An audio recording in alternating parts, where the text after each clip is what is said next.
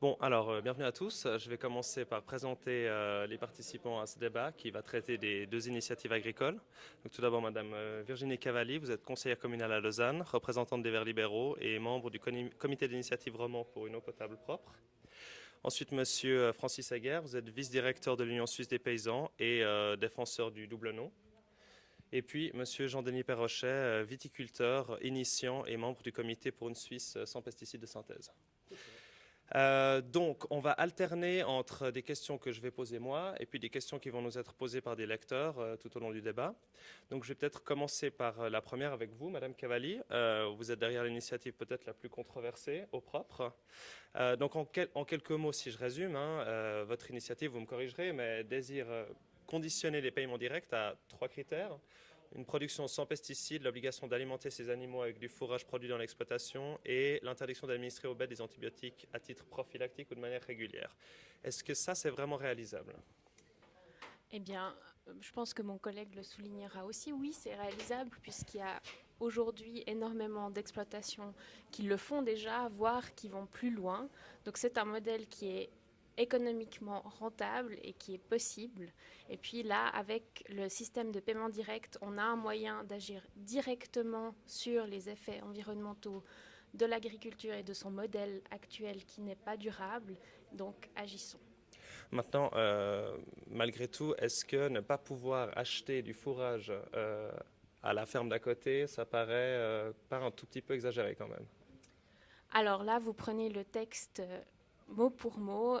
Il a été prouvé dans un avis de droit qui a été fait par une avocate très connue en Suisse alémanique qu'il est possible, dans l'application de ces futures lois, des futures lois qui seront modifiées si l'initiative passe, que ce système soit étendu à la région, voire à toute la Suisse. Et c'est également souligné dans le message du Conseil fédéral.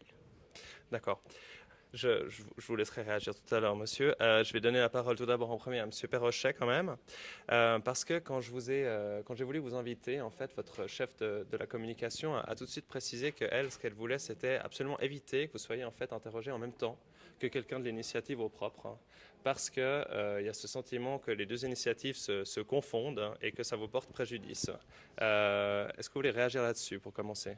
Alors effectivement, on peut se poser la question de l'objectivité de soumettre ces deux initiatives en même temps, un même week-end au peuple. Et on se pose des questions de savoir vraiment si la Confédération veut vraiment un débat démocratique en noyant ces deux initiatives en même temps. Et je crois que dans ce débat, il est tout à fait clair qu'il y a des partis pris et que l'influence de l'agrochimie aujourd'hui sur le débat que nous menons est assez désagréable et surtout se fait avec des moyens complètement démesurés par rapport à ce que notre initiative a à disposition. Et j'aimerais là dire qu'il est tout à fait clair qu'en sachant que au niveau de l'information qui se fait de par la Confédération, de par l'Union suisse des paysans, on a vraiment l'impression qu'il y a des gros intérêts financiers à défendre là derrière, alors que le but de notre initiative, c'est de défendre le bien commun, la santé de tout le monde, de la biodiversité, de la population en premier lieu.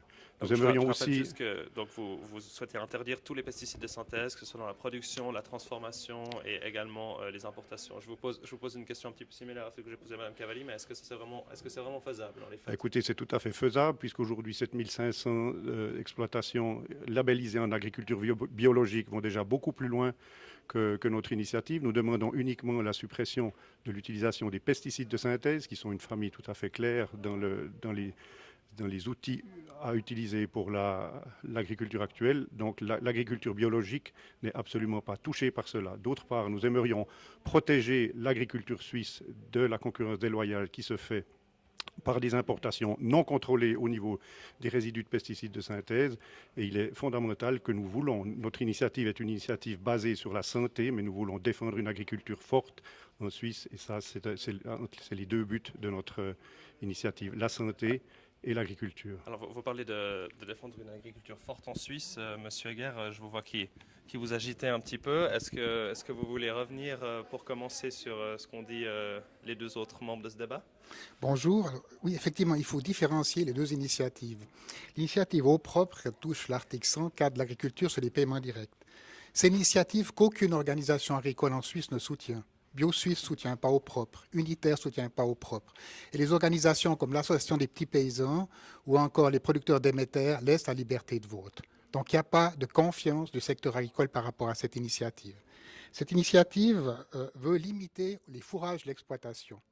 La Confédération, dans son message, dit qu'il faut créer des communautés totales d'exploitation pour pouvoir le faire, pour pouvoir prendre le fourrage du voisin.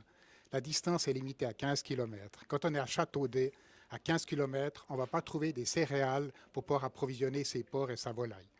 20% des exploitations vont sortir du système des paiements directs parce qu'elles seront obligées. Celles qui ont des bâtiments, celles qui sont dans le cadre des productions, des cultures spéciales. Et en sortant du système des paiements directs, elles vont compenser en intensifiant. Donc cette initiative ne va pas améliorer la protection de l'environnement. Elle ne va pas améliorer la santé parce qu'elle ne dit rien sur les importations. Donc ce qu'on ne va pas produire en Suisse, on va l'importer sans aucune contrainte au niveau des produits phytosanitaires. Donc la santé ne sera pas améliorée, la qualité de l'environnement ne sera pas améliorée. C'est un mensonge. Est-ce que, malgré tout, il ne faudrait pas quand même aller dans le sens des initiatives, que ce soit l'une ou l'autre? Qu'est-ce que l'Union suisse des paysans propose? Oui. Parce que le Conseil fédéral a donc reconnu lui-même que les sources d'eau en Suisse étaient malheureusement trop polluées par rapport à ce qu'elles devraient être. Donc, qu'est-ce qu'il faut faire? Alors, l'objectif, on est d'accord. Il faut une production qui ménage la qualité de l'eau et qui ménage la santé. Et là, on a une solution qu'aucun des initiants ne veut voir. C'est la décision du Parlement du 21 mars où le Parlement fédéral a décidé la modification de 3 lois, la loi sur les produits chimiques, la loi sur la protection de l'eau et la loi sur l'agriculture, en mettant en place la législation sur les pesticides la plus sévère d'Europe. Et là, on a une réponse qui est très claire, en diminuant les risques, mais sans tout interdire, ce qui provoquerait des effets très néfastes avec une interdiction totale, sans améliorer la santé. Parce que la deuxième initiative pour une Suisse libre de pesticides de synthèse, on peut dire que cette initiative a une certaine cohérence, parce qu'elle s'occupe de la production et également de l'importation, mais elle est très lacunaire. Elle se limite aux produits de synthèse, elle ne traite pas, par exemple, des éléments fertilisants, elle va encourager le tourisme de consommation, elle va le faire exploser, ce tourisme de consommation, et les gens qui auront se procuré de la nourriture de l'autre côté de la frontière, en France et en Allemagne, ne vont pas se procurer une nourriture plus saine. Et en interdisant les biocides, elle pose un énorme problème au niveau des problématiques pathogènes. On l'a vu avec des choses comme la listeria, l'Escherichia coli, les staphylocoques, qui sont aussi des problèmes pour la santé de nos concitoyens. Alors, Monsieur Perrochel, je sens que vous avez envie de répondre, donc je vous passe la parole. Absolument. Concernant l'initiative parlementaire, elle est tout à fait aqueuse parce qu'elle, déjà, elle ne s'occupe que de l'eau et d'autre part, elle va diminuer les risques. On connaît dans le milieu la fameuse équation qui dit que le risque, c'est une toxicité fois une exposition. Avec les produits de synthèse, Ecotox, le centre Ecotox de Zurich le reconnaît lui-même. On ne peut pas définir aujourd'hui, avec les connaissances actuelles, la toxicité efficace des produits de synthèse parce qu'ils ont un effet cocktail quand ils se mélangent dans le sol, un effet endocrinien qui n'est quasi impossible de mesurer. Donc la toxicité n'est pas connue. L'exposition, l'exposition également par diffusion dans le sol, par des expositions chroniques qui ne peuvent pas être chiffrées ou très difficilement, on est aussi dans une inconnue. Donc dans ces deux inconnues, comment est-ce qu'on peut diminuer le risque ici qui est au début de 50%? La seule chose qu'on pourrait faire, c'est de supprimer la toxicité, et là on supprimerait vraiment les risques. Et alors là, c'est exactement ce que demande notre initiative, c'est de supprimer l'utilisation de ces produits de synthèse qui polluent l'air, l'eau, la nature et porte préjudice autant à la biodiversité qu'à notre santé. Raison pour laquelle cette initiative est là et il faut la soutenir. Madame Cavalli, je crois que vous avez aussi un mot à dire à Monsieur Aguerre, je vous laisse réagir. Je vous remercie. Alors, quand on dit qu'on ne veut pas de l'initiative au propre parce que c'est celle qui est la plus combattue par le monde paysan, certes, très bien, elle est sûrement complémentaire avec l'initiative de mon collègue. Mais ce qu'elle demande, elle se base sur une réalité scientifique, c'est que nos eaux souterraines sont polluées aujourd'hui par des pesticides. Vous parlez d'intensifier encore plus l'agriculture pour ceux qui sortiront des paiements directs. Or, ce n'est pas possible parce qu'on dit souvent que l'agriculture a fait des efforts, mais aujourd'hui, aucun des 13 objectifs de la loi sur l'eau et de la loi sur l'environnement ne sont respectés ou atteints par l'agriculture. Vous parlez de la décision du 21 mars du Parlement, certes, ok, c'est déjà un pas, mais vous avez oublié de mentionner la PA22+, qui était quand même soutenue par la moitié des fêtières agricoles suisses, donc qui regroupaient la moitié des agriculteurs en Suisse. Et cette PR22 a été suspendue et reportée alors que le problème, il est là. Nos œufs, elles sont contaminées. 1 million de Suisses boivent de l'eau contaminée aujourd'hui. S'il vous plaît. Effectivement, c'est quelque chose qui a été torpillé d'une certaine manière par l'Union suisse des paysans. Je vais vous passer le micro au Parlement fédéral. Pourquoi est-ce qu'il n'y avait pas là des réponses? Est-ce que ça ne donne pas quand même l'impression que les paysans sont sur les pattes arrière et puis n'ont rien envie de changer? Comment est-ce que vous voyez aussi le message qui est transmis à la population? Oui, alors on peut discuter de la PR22+, même si le débat ici, c'est sur les initiatives. La PR22+, était suspendue par le Parlement fédéral, pas uniquement par l'USP. Cette suspension est une chance, parce qu'elle a permis d'aller très vite dans le cadre de l'initiative parlementaire et de la mise en place de ces 3 lois. Vous savez, là, on a fixé, par exemple, des résidus dans l'eau. On va tenir compte des résidus pertinents et non pertinents. Dans l'Europe, c'est uniquement les résidus pertinents. Les limites, elles vont être fixées en Suisse à 0,1 microgramme. Dans l'Europe, la plupart des limites seront à 10 microgrammes. Donc, on a vraiment une législation très sévère, et puis on est transparent, puisque le Conseil fédéral a déjà mis en consultation les ordonnances. Et le deuxième élément qui accompagnait la suspension, c'est la mise en place d'un postulat. C'est un postulat pour réfléchir à l'avenir de l'agriculture. Je suis invité par l'Office fédéral de l'agriculture dans un grand groupe de travail où toutes les organisations environnementales des consommateurs sont représentées mercredi pour une première séance, pour essayer de réfléchir, pour transformer cette politique agricole en une politique alimentaire. Qu'est-ce qui se passe? Et on le voit bien à présent dans le cadre de cette campagne. On a une réflexion par silo. On réfléchit à la politique de l'environnement, à la politique de la santé, à la politique financière, à la politique agricole. L'alimentation doit être une réflexion transversale qui implique l'ensemble de ces politiques. Et grâce à cette suspension et grâce à ce postulat, on pourra aller de l'avant. Mais est-ce que ça va assez vite maintenant? C'est parce que moi j'ai l'impression que c'est un problème de calendrier aussi, comme avec peut-être les jeunes qui manifestent pour le climat, qui ont envie que les choses se passent plus rapidement. Et puis vous vous dites, oui, ok, on est en train d'y travailler, mais j'ai l'impression que du côté des initiations, on a aussi une... Oui, ça va très vite, puisque ça accélère un petit peu. Les 3 lois qui ont été acceptées par le Parlement le 21 mars. Le délai référendum, c'est le 21 juin. Il n'y aura pas de référendum. Elles vont entrer en vigueur le 21 juin. Le Conseil fédéral a mis en consultation 136 pages d'ordonnances. Les ordonnances entreront en vigueur le 1er janvier 2023. On est obligé de les faire entrer en 2023 parce que l'agriculture prend du temps. Le colza qui sera semé l'année prochaine, qui sera récolté l'année prochaine, doit être semé au mois d'août. Donc on anticipe par rapport à ça. Puis, madame, pour la protection de l'eau. Imaginez un jeune producteur qui a construit une porcherie, à présent, qui a 1 million de dettes sur la porcherie. C'est impossible pour lui de trouver du fourrage autour de l'exploitation pour sa porcherie. Qu'est-ce qu'il peut faire, celui-ci, avec 1 million de dettes? Transformer sa porcherie en dancing, il n'y en a pas beaucoup qui feront ça. La seule solution, c'est sortir du système des paiements directs. Il va perdre 70 à 80 000 francs de paiement direct. Comment est-ce qu'il va compenser ça? Il va intensifier. La première chose qu'il va faire, c'est labourer ses surfaces de promotion de la biodiversité pour produire. Donc la qualité de l'eau ne sera pas améliorée par votre initiative. Alors justement, si je peux rebondir là-dessus, c'est vrai qu'on a vu que la campagne était quand même assez chaude. On voit que les agriculteurs sont pour beaucoup assez vent debout quand même contre les 2 initiatives, l'une plus que l'autre, peut-être la vôtre. Comment est-ce que vous percevez ça? Est-ce que c'est pas quand même un moment où des urbains essayent de dire à des agriculteurs comment faire les choses mieux alors qu'ils ne savent pas vraiment comment ça se passe?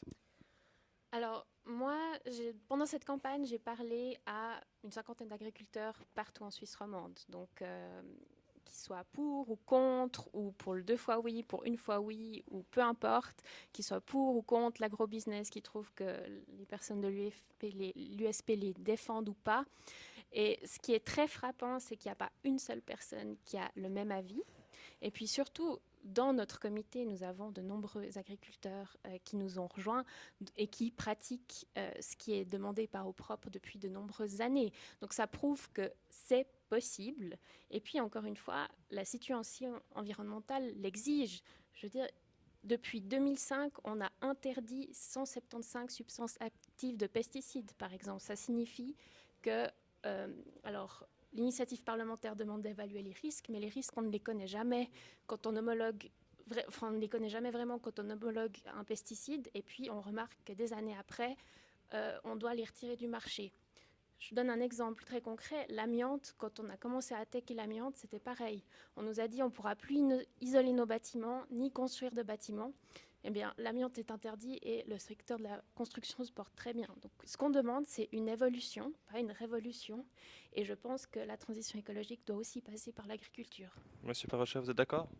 Alors, c'est clair que l'agriculture est la base, c'est notre nourriture. Donc, il faut le but de notre initiative, c'est de donner à tout un chacun, quel que soit son niveau de revenu, une nourriture saine. C'est fondamental, c'est la base de la société. Et ce que j'aimerais dire, je reviens sur quelque chose que M. Heger a dit, le tourisme d'achat. Aujourd'hui, le tourisme d'achat, c'est 95% des choses autres que ce qui est concerné par notre initiative. Donc ça ne va pas changer. Les fruits et légumes, ça représente très peu de choses. Les gens vont à l'étranger pour acheter des habits,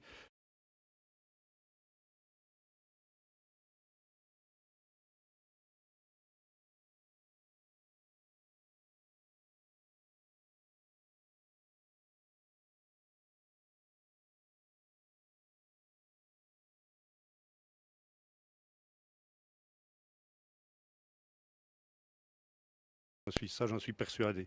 Ensuite, nous ne touchons pas les engrais, effectivement, parce qu'on fait une chose après l'autre, et je crois que qui trop embrasse mal les trains, et je crois qu'il est nécessaire de s'attaquer d'abord à ces pesticides de synthèse et de le faire de façon conséquente, raison pour laquelle tous les acteurs sont concernés par notre initiative. Les agriculteurs, c'est clair en premier plan, mais aussi les pouvoirs publics par l'entretien du domaine public, les CFF et les jardiniers du dimanche. C'est assez fondamental. On ne peut pas toujours demander plus à nos agriculteurs et de l'autre côté, importer des tas de substances qui ne sont pas soumises aux mêmes règles que notre production. C'est fondamental. Ça, c'est le volet des importations. Alors, juste pour vous interrompre ici, donc on parle de tourisme d'achat notamment, et là j'ai une question d'une de nos lectrices, une certaine Marie, sans plus de détails, qui demande justement si il va y avoir une chute ou une hausse des prix de la nourriture de manière générale, et puis peut-être aussi de la nourriture bio. Monsieur Heger. Oui, alors on a été souvent questionné concernant l'effet sur les prix à la consommation. Puis là, il faut aussi distinguer les deux initiatives. L'initiative au propre, on ne peut rien dire puisqu'on pourra toujours importer ce qu'on veut avec n'importe quelle qualité. Donc on pourrait dire les sociétés les personnes de la société avec faible revenu, finalement, ils n'auront qu'à se nourrir de produits importés. Pour l'initiative pour une Suisse sans pesticides de synthèse, si on prend le différentiel de prix en réduisant les marges des grands distributeurs de à peu près 50%, pour une famille avec 2 enfants, c'est 300 francs par mois de plus pour pouvoir se nourrir. Donc ça, c'est la réalité au niveau des prix.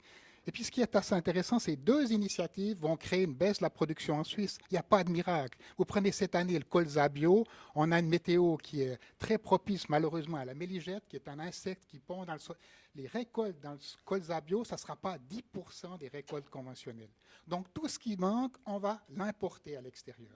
Et en important à l'extérieur, il n'y a pas des surfaces qui sont réservées pour nous en France ou en Allemagne, ça sera des nouvelles surfaces. Nous, on estime à 200 000 hectares. 200 000 hectares, c'est la surface du canton de Vaud, plus Genève, plus Neuchâtel. Et ça, on va le trouver où? On va le trouver au Brésil, ces 200 000 hectares. Donc, on exporte par idéologie nos problèmes environnementaux.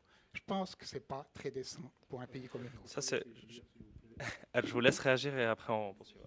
Oui, alors j'aimerais quand même tout dire, aujourd'hui, on gaspille 40% de ce qu'on produit, de la nourriture qui est en Suisse. Et ces 40%, c'est une moyenne. Nous avons 17% pour la viande, nous avons plus de 50% pour le pain, 60% pour les pommes de terre et 63% pour les fruits et légumes. Alors, je crois que le plus grand danger pour notre auto-approvisionnement, c'est le gaspillage actuel. Et je trouve qu'il est inadmissible de demander le maintien des pesticides de synthèse pour se payer le luxe de gaspiller. Pour ce qui concerne notre initiative, à peu près 60% de notre production. Et ça, c'est tout à fait clair que ça on ne peut pas admettre. Ensuite, les essais DOC, qui sont des essais qui traitent de la comparaison entre la culture actuelle ou traditionnelle au pays et la culture biologique. On sait qu'à long terme, on a une petite baisse de production de 20% en moyenne. Il y a certaines cultures qui ne baissent absolument pas. Il y en a d'autres qui baissent un peu plus, peut-être le colza, peut-être la betterave sucrière, mais il n'y a pas que ça.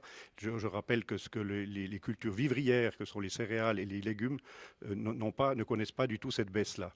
Et ce que je veux dire par là, c'est que ça y est, j'ai perdu le fil, mais tout ça pour vous dire que Madame Colli voulait réagir, je vous coupe, puisque vous avez perdu. Allez-y. Je fais juste un petit complément à mon collègue qui a souligné effectivement la problématique du gaspillage alimentaire. Aujourd'hui, 30% du bœuf qui est consommé en Suisse passe directement à la poubelle, c'est-à-dire qu'on tue des animaux au jour d'aujourd'hui pour qui passe à la poubelle, ce qui est vraiment scandaleux. Donc la lutte contre le gaspillage alimentaire, ça doit être une priorité également. Et puis je finis juste un deuxième point. En 2017, le peuple suisse s'est prononcé à une majorité écrasante pour l'initiative pour la sécurité alimentaire. Et ça, dans cette initiative, un des buts principaux, c'est que les aliments doivent être importés dans des conditions durables. Donc ça veut dire que la base légale, elle existe déjà pour exiger que les importations soient produites dans des conditions de durabilité équitables et exigeantes. Donc il faut appliquer cette loi, cette disposition qui a été votée à une grande majorité par le peuple suisse. Monsieur Heger, vous parliez tout à l'heure de la méligette, donc avec un petit insecte qui va dans les champs de colza.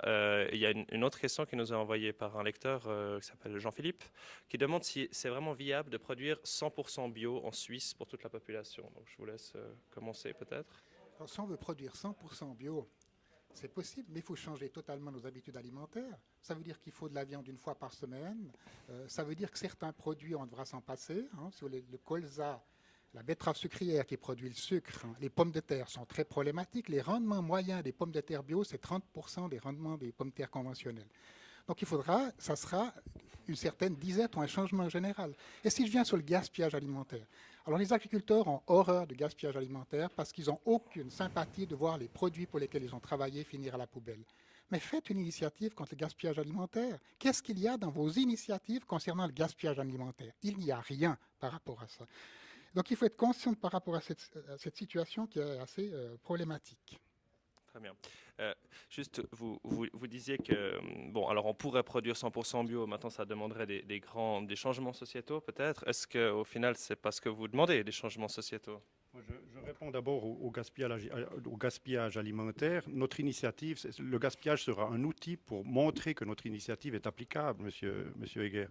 Et je crois qu'il est fondamental d'arrêter de tuer la microfaune du sol qui en fait sa fertilité. En arrêtant d'utiliser des pesticides de synthèse, on va redynamiser la vie dans le sol. J'ai retrouvé le fil. Et on va fixer du gaz carbonique parce que le principe de l'humus, c'est une formation, c'est une fixation du gaz carbonique. On sait que la formation d'humus sur Terre, c'est le meilleur outil pour lutter contre le réchauffement climatique. Et cessons d'utiliser ces produits qui tuent la matière organique et qui font chuter la fertilité du sol. C'est le résultat de l'essai DOC dont je parlais tout à l'heure qui montre qu'un maintien de ce type de culture avec les pesticides de synthèse conduit à une baisse de la fertilité du sol, donc une détérioration de la matière organique.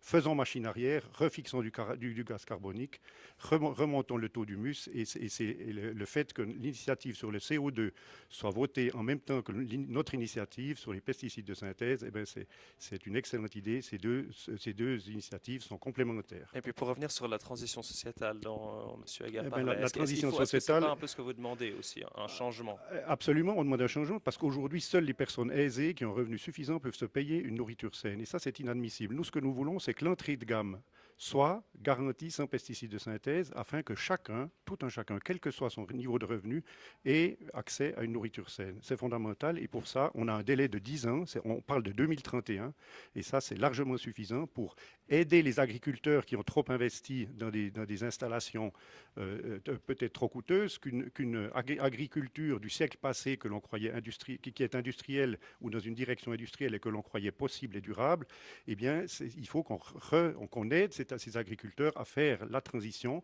Ce sera des gros investissements financiers, ce sera compliqué, mais je crois que la situation environnementale vers laquelle on va, c'est beaucoup plus compliqué. Et ça, j'invite les gens qui nous écoutent maintenant à regarder toutes les sources de notre motivation et de nos arguments sur notre site vieaupoison.ch. C'est très Alors, important. juste, vous parlez de transition, ça tombe bien, justement, une lectrice, Sagda, qui demande combien de temps va prendre la transition si l'initiative est votée. Parce que M. Heger, vous dites aussi, c'est vrai, l'agriculture, ça se fait dans le temps long, c'est pas possible de changer du jour au lendemain. Donc, combien de temps, concrètement, si l'initiative Eau propre est approuvée par la population suisse, de combien de temps les agriculteurs disposeront pour changer leurs pratiques?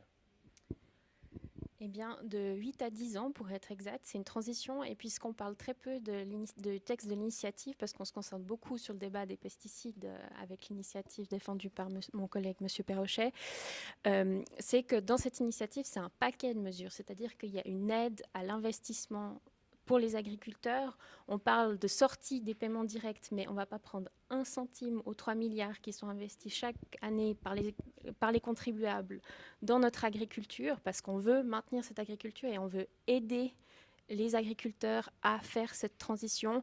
Et puis, il y aura aussi beaucoup d'argent qui sera investi dans la recherche, le développement de nouvelles technologies, l'innovation.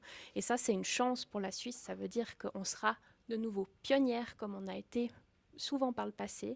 Et là, encore, il y a une nécessité de santé publique d'agir.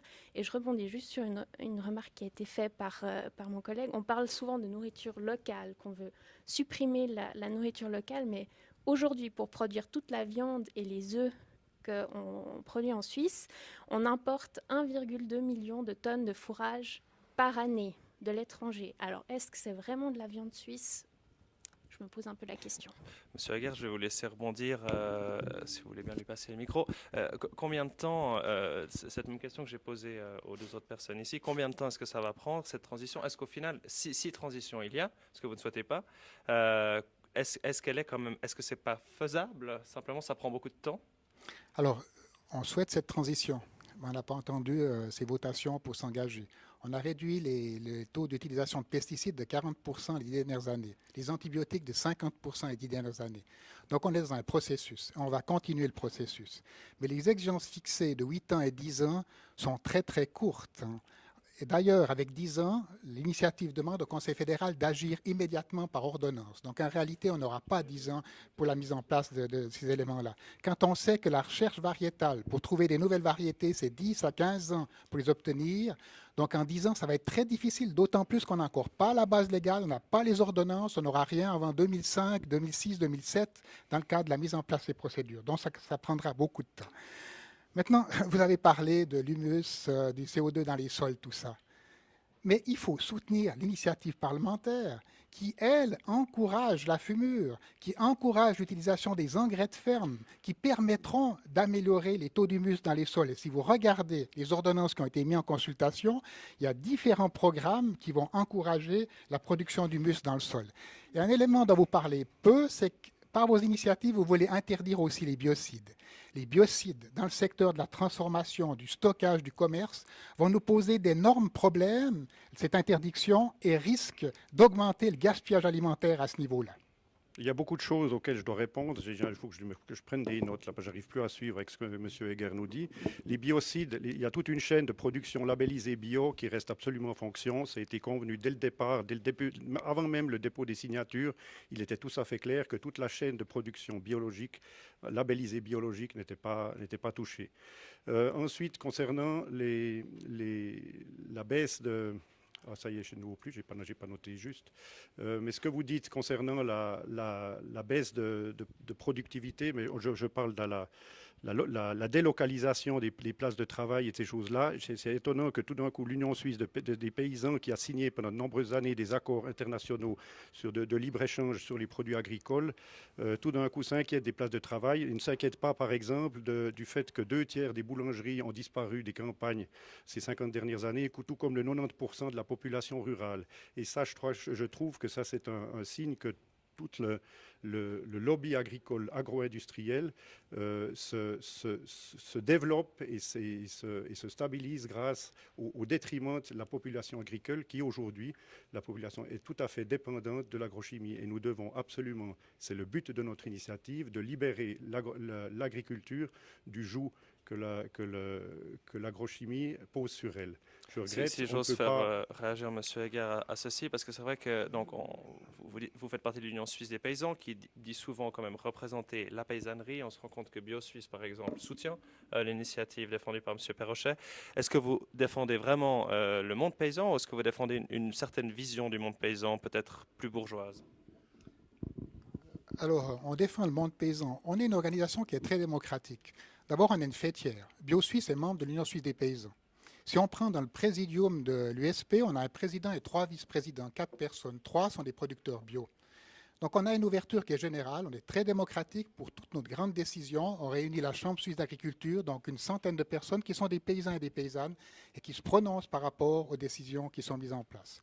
Dans notre campagne, on n'est pas du tout lié à l'industrie chimique. On a bien compris la problématique, on ne travaille pas avec l'industrie chimique. Et j'aimerais vous répondre par rapport à ce que vous avez dit au niveau des viandes et des œufs et de l'importation de fourrage. Pour les viandes et les œufs, il n'y a aucun de ces produits où on était auto-approvisionné en Suisse. Donc on doit importer des œufs, à peu près 40% des œufs consommés en Suisse. Il n'y a aucune viande où on dépasse les 100%. Même la viande de porc, on est à 90% d'auto-approvisionnement. Donc on doit importer de la viande. Et puis on peut se poser la question, c'est quoi le mieux? Importer du poulet du Brésil, on importe 14 000 tonnes de viande de poulet du Brésil, ou importer du fourrage et produire du poulet en Suisse avec un respect des animaux qui va beaucoup plus loin que ce qui se trouve à présent au Brésil. Madame Donc Cavalli, choisissons par rapport à ça. si vous voulez répondre directement. Eh bien, vous parlez du bien-être animal. Moi, je suis très soucieuse par rapport à ça. De nouveau, on a les bases légales. On se demande pourquoi c'est pas mieux appliqué. À l'article 14 de la loi sur la protection des animaux, on a la base légale pour exiger que nos importations soient faites de façon aussi bonne qu'en Suisse, même si ce n'est pas le cas dans la réalité. Eh bien, ça veut dire qu'on doit appliquer mieux les lois qui existent. Et bien entendu, je reviens juste sur le 1,2 million de tonnes de fourrage qui est amené chaque année. Au niveau calorique, ça représenterait de quoi nourrir la moitié de la population pendant une année. Je vais peut-être... allez-y, laissez M. Aguerre peut-être juste réagir à ça. Puis On donne des chiffres, 1,2 million de tonnes, etc. Les animaux de rente en Suisse, poulet, porc, bovin, 85% du fourrage est produit en Suisse, qui voit la réalité. Puis il faudrait se poser aussi la question de toute la nourriture qu'on importe en Suisse, qui est consommée, 40% de nos nourriture. Les éléments qui restent à la fin, elles restent où? Ça reste en Suisse. On ne s'est pas beaucoup posé des questions par rapport à ce qui se passe au niveau des stations d'épuration, par rapport à tout ce qu'on ramène en Suisse par rapport à ça. Cette réflexion, on ne l'a pas faite. C'est pour ça qu'on veut le faire aussi dans le postulat, parce que très souvent, on prend les cycles qu'au niveau de l'agriculture, sans parler des importations, sans parler de ce qui se passe dans les stations d'épuration. Il faut élargir ce débat. On a beaucoup de chiffres. Il y a une question, je crois, qui est importante de poser, peut-être, qui est une question qui nous est posée par Véronique, de savoir si, en fait, les agriculteurs peuvent-ils vivre ou non sans les subventions, c'est le mot qu'elle utilise, sans les paiements directs, en fait. Quelle est la proportion des paiements directs dans le revenu d'un agriculteur? Et est-ce qu'il pourrait s'en passer? C'est différent selon les types d'exploitation et puis les régions. En agriculture de montagne, on ne peut pas se passer des paiements directs. Parfois, le paiement direct correspond au montant du revenu, donc c'est impossible. Dans les cultures spéciales, l'arboriculture, viticulture, culture maraîchère, les paiements directs ont moins d'importance par rapport à ça. Mais le volume des paiements directs, on peut dire que ça correspond à 2,8 milliards de francs et le revenu sectoriel de l'agriculture à 3,2 milliards de francs. Donc c'est clair que si on supprime les paiements directs, l'agriculture suisse disparaît. Mais c'est la même chose pour l'agriculture européenne. Si on supprime les paiements directs qui sont accordés par la PAC, la politique agricole communautaire, l'agriculture européenne aussi disparaît. Mais l'agriculture a d'autres fonctions que de produire des denrées alimentaires. C'est pour ça qu'on la rétribue. Qualité du paysage. On a des paysages magnifiques en Suisse où on peut se promener. On peut dire aussi au niveau de l'environnement, aussi au niveau de la diversification, maintien d'une population en zone de montagne. C'est des critères très importants, des fonctions annexes très positives de l'agriculture. Madame Cavalli, vous êtes au courant que si on va dans le sens de votre initiative, qu'elle passe, et puis que certains paysans disent nous on peut pas, on veut pas faire ça, et puis qu'on a conditionné les paiements directs justement à certains nouveaux critères, est-ce qu'on ne met pas quand même en danger une partie de l'agriculture? Alors non, puisqu'il s'agit vraiment, comme on l'a souligné, les paiements directs, c'est une prestation étatique. Donc il s'agit de mettre des nouveaux critères à l'octroi de ces prestations étatiques qui vont dans le sens d'un intérêt public, de santé publique.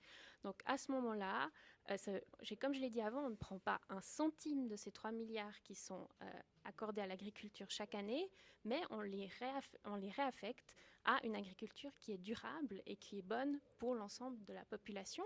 Et puis, juste un point sur lequel je souhaiterais revenir, parce que on parle de toutes ces substances chimiques qui ont une certaine dangerosité. Les premiers qu'on souhaite protéger, c'est quand même les agriculteurs, parce que c'est eux qui sont en contact direct avec ces substances-là. Donc c'est la santé des agriculteurs en premier qu'on souhaite protéger. Vous parlez, je vais rebondir là-dessus avec vous, Monsieur Perrochet, et par une question qui nous est posée aussi par Lionel. Je crois que vous-même, vous étiez pas bio à la base, que vous étiez même plutôt contre ou pas forcément séduit par le concept.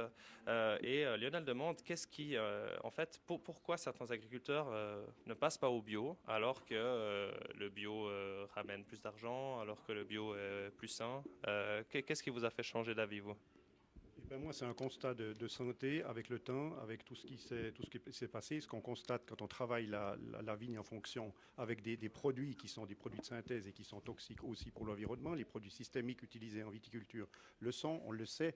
Et surtout, ce qui nous pousse et ce qui nous confirme notre position actuelle, c'est Monsieur Heger a parlé des insectes, des problèmes de culture comme le colza avec les insectes. Et bien ici, j'ai un graphe qui est intéressant sur l'évolution des populations d'oiseaux. Hein. Les oiseaux, les insectivores qui sont dans les champs sont des auxiliaires. Et bien, on voit ici les populations, l'évolution des oiseaux. Et bien, on a cette courbe ici qui donne un signe de la population, moins 60% en 25 ans, des populations des oiseaux des champs qui sont principalement des insectivores. Et ça, c'est quelque chose que l'on doit absolument tenir compte. Et en même temps, on peut voir sur le graphe ici, on parlait de la population rurale qui diminue. Eh bien, en 20 ans, la population, les exploitations a diminué de 30%.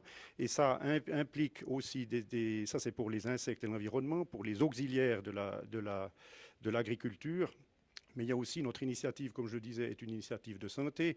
Et quand je vois l'étude qui a été faite et qui est sortie dernièrement sur l'état de fertilité de nos recrues, eh bien 2/3 de nos recrues auront des soucis pour avoir des enfants. On sait que la procréation assistée, les frais de la procréation assistée ont augmenté de 100% en 10 ans, donc ils ont doublé, et tout ça fait que agir sur ce levier des pesticides de synthèse, on sait que c'est agir sur un levier qui a une influence majeure sur beaucoup de problèmes de santé que nous connaissons, les problèmes de fertilité, les problèmes de cancer, Parkinson, etc. Donc vous, qu'est-ce que vous dites aux agriculteurs qui pensent que voilà, on les embête quand même un petit peu avec ces initiatives? Alors je pense qu'on doit aller vers eux, et ça, il faudra prendre des mesures pour les accompagner, mais les exemples existent. Comme je l'ai dit, il y a 7500 agriculteurs bio, certifiés bio en Suisse, qui montrent que c'est possible. Toutes les cultures sont possibles. Comme je l'ai dit, il y a des choses qui sont plus compliquées que d'autres à appliquer, plus compliquées que d'autres à appliquer, mais c'est possible. Alors allons-y ensemble, aidons l'agriculture, réformons la formation, parce qu'aujourd'hui encore, l'agriculture biologique n'est pas enseignée comme branche fondamentale. On doit prendre ça dans les options, que ce soit en agriculture ou en viticulture. C'est quand même un peu tristounet.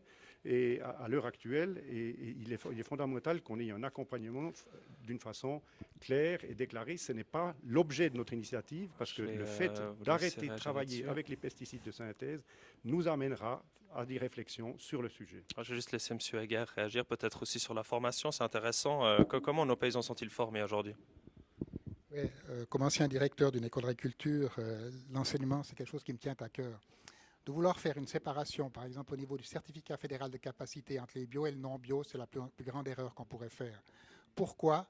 Parce qu'on a besoin, pour avoir des paysans bio, il faut partir de paysans conventionnels. Et quand je discute avec Urs Brendli, le président de Bio Suisse, il dit qu'il ne faut pas qu'on critique l'agriculture conventionnelle si on veut que certains passent au bio. Et nous, on a tout intérêt, nous, quand je dis c'est l'USP, à ce que le bio augmente. Mais le bio augmente par décision du consommateur. Il faut que le consommateur décide d'acheter bio. On est dans un marché à présent où c'est uniquement 10,8% des produits alimentaires vendus en Suisse qui sont bio. Les agriculteurs qui passent au lait, c'est assez facile de faire du lait bio, assez facile, ça demande quand même certains efforts, sont sur des listes d'attente, parce qu'on ne peut pas majorer le lait au niveau du lait bio. Concernant les insectes et les oiseaux, c'est aussi quelque chose qui nous fait souci. On n'a aucun intérêt d'avoir une diminution. L'agriculture suisse a actuellement 18% de sa surface en surface de promotion de la biodiversité. Les limites fixées par l'ONU, par la FAO par rapport à ça sont 17%. On a atteint cet objectif au niveau quantitatif. Dans un pays où la surface agricole ne correspond qu'au quart de la surface du pays. Quand vous comparez il y a 25 ans, quelle était la population en Suisse il y a 25 ans? Quelle était l'importance des natels et des problématiques magnétiques il y a 25 ans? Il faut suivre aussi tout ça. Et l'agriculture a tout intérêt, on s'implique fortement dans la problématique des insectes, dans ces différentes problématiques, avec les productions de labels qui sont assez importantes. Je vais faire réagir M. Jean-Denis Perrochet et ensuite de ça, je vous passerai le micro. Oui, moi j'ai bien. Alors, on crée des surfaces de compensation écologique, c'est magnifique, mais vous savez, si on va construire des maisons dans le désert, personne ne va y habiter. Donc ça ne suffit pas. Il faut arrêter de mettre en péril la biodiversité. Ensuite, au niveau de la production, la demande n'est pas là forcément, parce qu'aujourd'hui, la nourriture biologique certifiée exempte de résidus de pesticides, eh bien, elle est trop chère. Donc, on doit absolument faire que la base, ce qui est le meilleur marché, le plus accessible à la population, soit exempte de pesticides de synthèse. Et c'est pour ça qu'il faut soumettre les importations aux mêmes conditions que la production indigène pour que la nourriture bon marché, qui fait effectivement le principal objet de l'alimentation bon marché au magasin, à l'étalage, soit garantie exempte de pesticides de synthèse. C'est fondamental. On doit maintenir une agriculture en Suisse et on doit donner à chacun, quel que soit son niveau de revenu, une alimentation saine. C'est le but de notre initiative. Alors, Madame Cavalli, je m'excuse, vous avez deux collègues très bavards. Je vous passe le micro.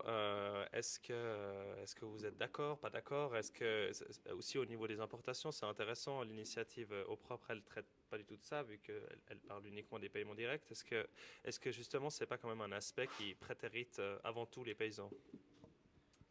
Alors, sur les importations, comme je l'ai dit avant, l'article sur la sécurité alimentaire a été accepté par le peuple à une large majorité, donc l'initiative n'en traite pas, mais la base légale existe déjà, donc il s'agit, dans le cadre de l'application de nos deux initiatives, si elles passent, de prendre en compte cet aspect, ce qui est fait par mon collègue. Et puis, ce que je voudrais aussi rajouter par rapport au prix, parce qu'aujourd'hui, je reviens sur ces 3 milliards qui sont accordés à l'agriculture chaque année. C'est très bien, il faut soutenir l'agriculture locale. Mais les coûts environnementaux qui en découlent, ça a été évalué à peu près à 7,5 milliards, soit le double, qui est payé également par le contribuable. Et puis, tout ça, c'est uniquement les coûts environnementaux, donc la chute de la biodiversité, comme ça a été soulevé par mon collègue, et sans les coûts de santé. C'est-à-dire qu'on nous vend un certain prix qu'on achète au magasin de produits suisses, de l'agriculture conventionnelle, mais en réalité, il nous coûte beaucoup plus cher. Très bien. Alors, on arrive gentiment au bout de ce débat. J'aimerais juste, vous pouvez réagir si vous voulez, puis ensuite de ça, j'aimerais juste encore un dernier mot sur le climat de la campagne, qui est quand même très tendu. On a vu pas mal d'articles de presse qui parlent d'affiches mises à sac, de paysans assez inquiets, et puis de défenseurs de l'initiative Eau propre ou pesticides de synthèse également. Monsieur, puisque vous avez le micro, Monsieur Heger, peut-être, est-ce que vous avez un appel au calme à faire passer, ou qu'est-ce que vous avez à dire là-dessus? Oui, je vais quand même réagir sur deux choses avant. On a une interprétation très différente de l'article 104A de la Constitution sur la question de sécurité alimentaire. Il s'appelle sécurité alimentaire. Et normalement, en termes de sécurité, la première chose qu'on devrait faire, c'est d'abord produire dans son jardin avant d'importer. Maintenant, concernant l'importation, c'est ce qui nous fait souci avec l'initiative pour une Suisse sans pesticides de synthèse. Comment est-ce qu'on va contrôler qu'un produit qu'on importe ait été fabriqué sans pesticides? On peut contrôler qu'il ne contient pas de pesticides, ça c'est facile, mais fabriqué sans pesticides. Comment est-ce qu'on va contrôler qu'une lasagne qu'on importe d'Italie ait été fabriquée sans pesticides? C'est impossible. Donc finalement, ça va uniquement faire des restrictions au niveau de l'agriculture suisse, et ça c'est des choses qu'on a beaucoup de peine à appliquer. Concernant les différentes études sur la santé, vous avez l'art de dramatiser et de ne pas lire toutes les conclusions. L'étude que vous mentionnez à présent sur la problématique du sperme chez les jeunes recrues, il faut aussi lire la conclusion. On n'a pas de relation claire de cause à effet dans la conclusion. Mais on est d'accord avec vous, on veut améliorer les choses, et dans l'amélioration des choses, on veut réduire les problématiques pour la santé, et on est prêt à poursuivre dans ce sens-là. Maintenant, par rapport à la campagne, Alors c'est clair qu'on appelle au calme dans la campagne. Moi je dis à toutes les personnes, après le 13 juin, il y aura le 14 juin. Et après le 14 juin, quelle que soit la décision du peuple et des cantons, il faut qu'on travaille intelligemment pour mise en place d'une solution qui soit adéquate par rapport à ça. Quelle que soit la décision, les adaptations doivent être faites. On doit être au calme. Mais nous, on a beaucoup souffert de cette campagne de diffamation qui a été lancée par les organisations environnementales. D'habitude, on critique des idées, on ne critique pas des personnes. Moi, que les deux personnes qui sont ici, je boirais volontiers un verre de vin, M. Perrochet, après par rapport à ça. Mais cette campagne a attaqué les personnes. Et les personnes, c'est des paysans. C'est par exemple mon président de l'USP, et ça, on l'a dans les tripes. Et c'est un élément de départ qui pose cette complication. Mais j'appelle toutes les personnes qui l'écoutent, soyons calmes, discutons sur des idées, discutons sur des principes, discutons pour trouver la solution la plus adéquate pour l'avenir de notre pays, qui en avance pour beaucoup de choses. Notre pays s'est construit sur des compromis, mais pas sur des révolutions. Si vous pouvez passer le micro à Mme Cavalli. Mme Cavalli, également sur le climat de la campagne, et si vous voulez réagir sur les derniers propos de M. Heger. Alors oui, tout à fait. J'appelle également au calme et à l'apaisement parce qu'on a vu des déprédations, notamment sur des exploitations. Il y a eu des menaces du côté des initiants qui ont été faites, des menaces de mort, on tient à le souligner. Donc je pense qu'il faut laisser la place au débat démocratique. Comme vous l'avez dit, on débat d'idées et puis après on verra le résultat et quoi qu'il en soit, on en prendra acte. Et c'est jamais bon quand le ton monte à ce point-là. Et ce que j'ai constaté de beaucoup d'agriculteurs qui étaient en faveur du double oui, par exemple, c'est qu'ils n'osaient pas s'afficher dans l'espace public puisqu'il y avait quand même des menaces du milieu concerné assez, disons, conséquentes. Très bien, je vous prends le micro.